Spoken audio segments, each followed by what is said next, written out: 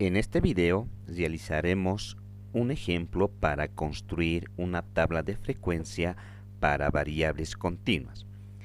Bueno, se tiene la información sobre los pesos expresados en kilogramos de 16 pacientes y como se puede observar ahí tenemos la información de cada paciente, el peso, como estamos hablando justamente de 16 pacientes, el n para nosotros vendría a ser 16 para construir lo que es nuestra tabla de frecuencia para variables continuas, como se observa ahí en pantalla.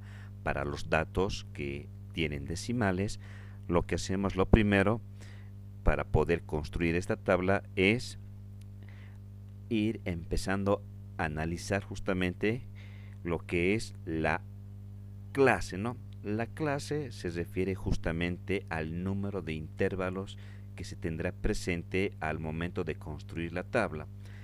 Como n para nosotros, que es el conjunto de datos, vale 16, entonces al reemplazar en la fórmula que se observa ahí en la pantalla, donde m es igual a 2 raíz cuadrada de n, al realizar esta operación vendría a ser 2 por raíz cuadrada de 16 y el resultado es 8.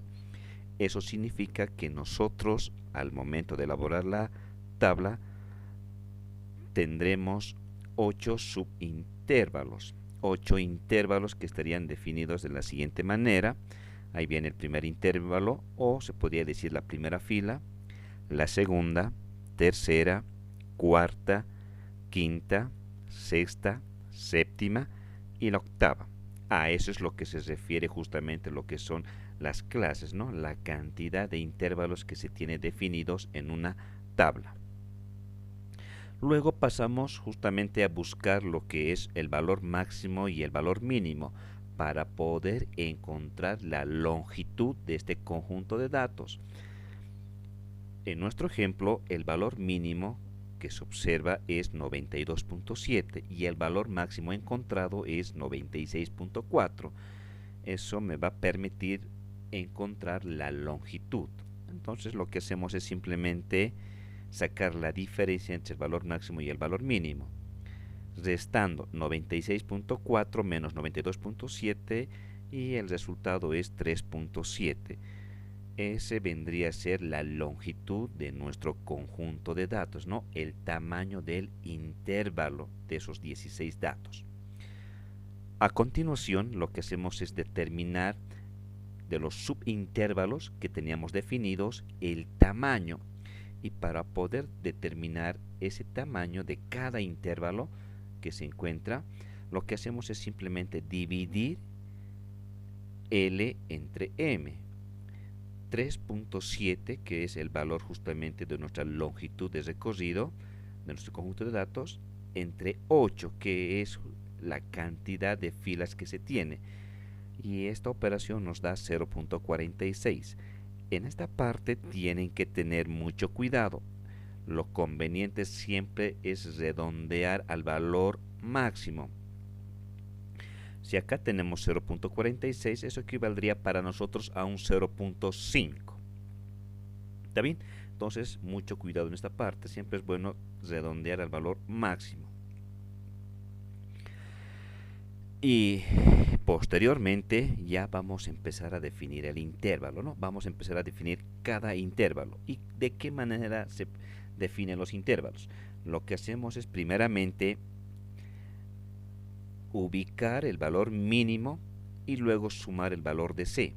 El valor mínimo es 92.7 más 0.5 que vale C. El resultado es 93.2. ¿Eso qué significa? Que el primer intervalo estaría definido entre 92.7 hasta 93.2. Y ahí lo tienen, ese es nuestro primer intervalo, desde 92.7 hasta 93.2. De la misma manera, el siguiente intervalo empieza en 93.2 más 0.5 vendría a ser 93.7. El siguiente intervalo empieza en 93.7 más 0.5. No se olviden que esa es la amplitud, ¿no? C se refiere justamente a la longitud, al tamaño del intervalo que nosotros estamos encontrando. Entonces continuemos. Desde 93.7 más 0.5 vendría a ser 94.2. El siguiente intervalo vendría a ser desde 94.2 hasta 94.7. El siguiente, 94.7 más 0.5 sería 95.2. Y de la misma manera proseguimos con el siguiente intervalo, empezando en 95.2 más 0.5, no se olvide, y eso nos da 95.7. Luego 95.7 más 0.5 es 96.2 y finalmente el último intervalo vendría a ser desde 96.2 más 0.5, 96.7. Como se observa, tenemos los 8 intervalos ya definidos. Ahora, la pregunta: si en la amplitud lo que hemos hecho era dividir 3.7 entre 8 y el resultado era 0.46, ¿por qué lo hemos redondeado a un valor máximo? Lo que sucede es lo siguiente: como nosotros estamos encontrando los intervalos, me refiero a los límites, justamente el límite inferior y límite superior de cada intervalo que ustedes observan ahí en pantalla, nos tenemos que asegurar que el dato máximo se encuentre sí o sí justamente en el último intervalo. Para nosotros el dato máximo es 96.4 y como se observa, 96.4 sí se encuentra en el último intervalo, ya que el último intervalo está definido entre 96.2 hasta 96.7. Entonces, por ese motivo siempre es conveniente redondear al valor máximo. Ese 0.46 nos conviene trabajarlo de 0.5 en 0.5, pero con la garantía de que sí o sí el último dato se encuentre en el último intervalo. ¿Está bien? Continuando, vamos a definir lo que es la marca de clase. La marca de clase se refiere justamente al punto medio, ¿no? Al promedio. Entonces, para obtener, lo que hacemos es simplemente sumar 92.7 más 93.2, dividir entre 2 y eso nos da 92.95. Y ahí lo tienen. Y de la misma manera realizamos para cada intervalo. Ahí tienen 93.45, 93.95, 94.45, 94.95, 95.45, 95.95 y finalmente 96.45. Lo que hacemos es sumar el límite inferior y el límite superior de cada intervalo y dividir entre 2. A continuación viene la frecuencia absoluta. La frecuencia absoluta es el dato que más se llegue a repetir, en este caso los datos que se encuentren en el intervalo. Lo que nosotros tenemos que hacer es buscar dentro de nuestro conjunto de datos, de los 16 datos que tenemos, de los pesos de los 16 pacientes, qué datos se encuentran en cada intervalo.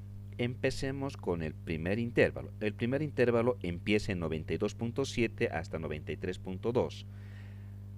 Tenemos que buscar cuántos datos se encuentran en ese intervalo. Y como ustedes pueden apreciar, simplemente tenemos 3 datos, ¿no? Que vendría a ser el 92.7, el 92.9 y el 93.0. Son 3 datos.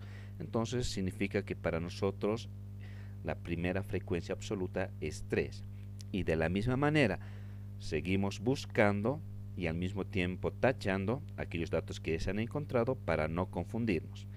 Para el siguiente intervalo, buscar datos que se encuentren en el intervalo entre 93.2 y 93.7. Y al buscar solamente encontramos un solo dato, que es el 93.6.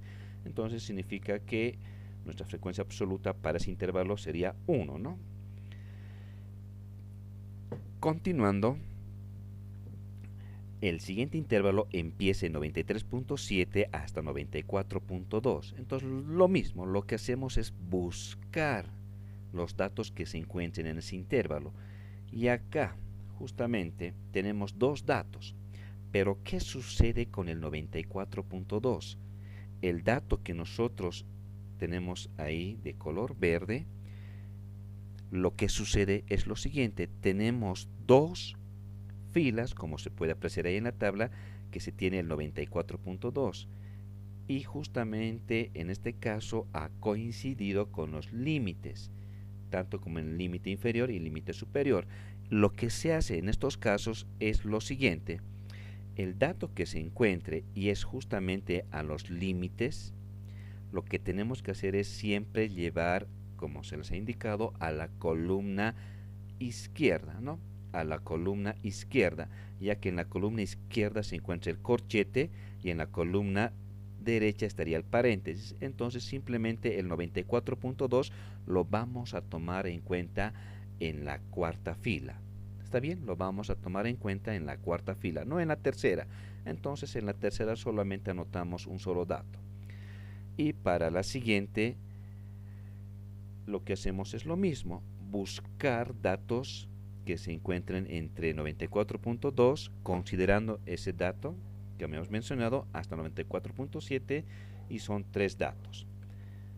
Y de la misma manera vamos a ir completando nuestra tabla buscando esos datos de cada intervalo, ver cuántos se encuentran en cada intervalo hasta encontrar todos. Y acá al final no se olviden, como estamos hablando de 16 datos, entonces la sumatoria nos tiene que dar 16. Y como se puede observar, al empezar a sumar, el resultado es 16. Y así es como nosotros llegamos a completar lo que es la tabla para datos de variables continuas. Acá en la tabla de distribución de frecuencias del número de pesos expresados en kilogramos ya se tiene la tabla completa. Y como se puede apreciar en pantalla, ya tenemos la frecuencia absoluta de color azul, la frecuencia relativa de color café y la frecuencia porcentual de color rojo. Acá ya se puede completar la tabla y los realizamos de la misma manera cuando hemos completado la tabla para datos discretos. Y al final, una vez completada la tabla, tenemos que garantizar siempre, ¿no?, que estos datos tienen que coincidir tanto para la frecuencia absoluta como la relativa y la porcentual, ¿no? Y acá también, como se puede observar, esos datos tienen que coincidir. Eso me garantiza de que realmente la tabla se ha llenado de una forma correcta.